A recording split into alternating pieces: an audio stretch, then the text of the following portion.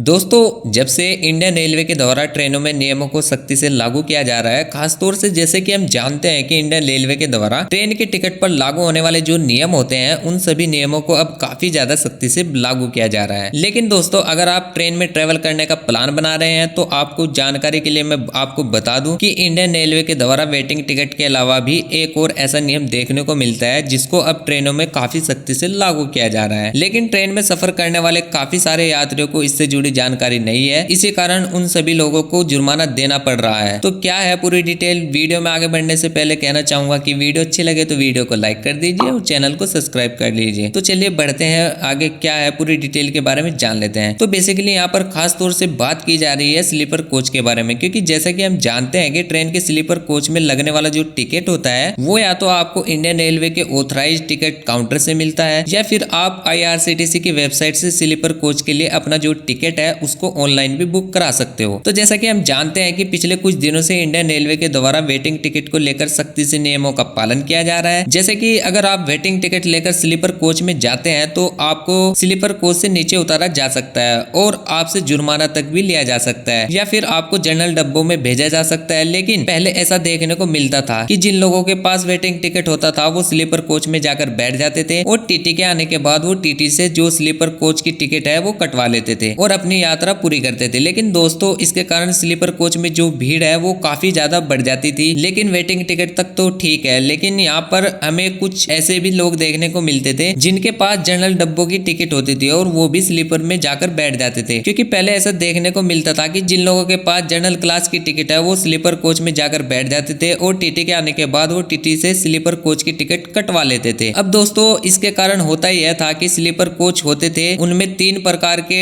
Ticket वाले लोग सफर कर रहे होते थे। क्योंकि सबसे पहले तो स्लीपर कोच में हमें कंफर्म टिकट वाले लोग देखने को मिलते थे और उसके बाद वेटिंग टिकट वाले लोग भी स्लीपर कोच में सफर करते थे। और दोस्तों, तीसरे नंबर पर ऐसे लोग होते थे जो कि जनरल टिकट के साथ स्लीपर कोच में सफर करते थे और कंफर्म टिकट वाले यात्रियों के अलावा जो वेटिंग टिकट वाले और जनरल टिकट वाले जो लोग होते थे वो टीटी के आने के बाद टीटी से स्लीपर क्लास की टिकट कटवा लेते थे और उसके बाद वो पूरी यात्रा स्लीपर कोच में ही करते थे। और इसके कारण ट्रेन के स्लीपर कोच में इतनी ज्यादा भीड़ देखने को मिलती थी जिसके कारण ट्रेन के स्लीपर कोच में सफर कर रहे जो यात्री होते थे वो स्लीपर कोच के टॉयलेट तक भी नहीं पहुंच पाते थे। क्योंकि स्लीपर कोच में भीड़ ज्यादा होने के कारण लोग सीटों के अलावा ट्रेन के फर्श पर बैठकर भी ट्रेवल करते थे। लेकिन जैसा कि हम जानते हैं कि इंडियन रेलवेज का जो वेटिंग टिकट का नियम है उसे अब सख्ती से दोबारा से लागू किया जा रहा है। यानी कि वेटिंग टिकट का जो यह नियम है वो कोई नया नियम नहीं है, वह काफी सालों पुराने से ही इंडियन रेलवे का एक नियम है। लेकिन अब इस नियम को काफी सख्ती से लागू किया जा रहा है। तो दोस्तों, अब मैं आपको बता दूं कि ऐसे लोग जो कि ट्रेन के स्लीपर कोच में यह सोचकर चढ़ जाते हैं कि बाद में वह टीटी से स्लीपर क्लास का टिकट कटवा लेंगे, तो ऐसे लोगों के लिए हाल ही में एक काफी ज्यादा इंपॉर्टेंट न्यूज आर्टिकल निकल करके सामने आ रहा है जिसमें बताया जा रहा है कि अब अगर आप वेटिंग टिकट या फिर जनरल टिकट लेकर के स्लीपर कोच में चढ़ जाते हैं तो अब आप चलते ट्रेन में स्लीपर क्लास का टिकट नहीं कटवा पाएंगे, बल्कि आपसे जुर्माना लिया जाएगा और आपको अगले रेलवे स्टेशन पर उतार दिया जाएगा। और ऐसा बताया जा रहा है कि जरूरत पड़ने पर जो टीटी होंगे वो केवल जनरल क्लास का ही टिकट बना पाएंगे। यानी कि अब अगर कोई व्यक्ति वेटिंग टिकट या जनरल टिकट के साथ स्लीपर कोच में पकड़ा जाता है तो जो टीटी होंगे वो स्लीपर क्लास का टिकट ही नहीं बना पाएंगे। और जनरल कोच में तो दोस्तों वैसे ही काफी ज्यादा हमें भीड़ देखने को मिलती है, तो ऐसे में हो सकता है कि आपसे जुर्माना लेके आपको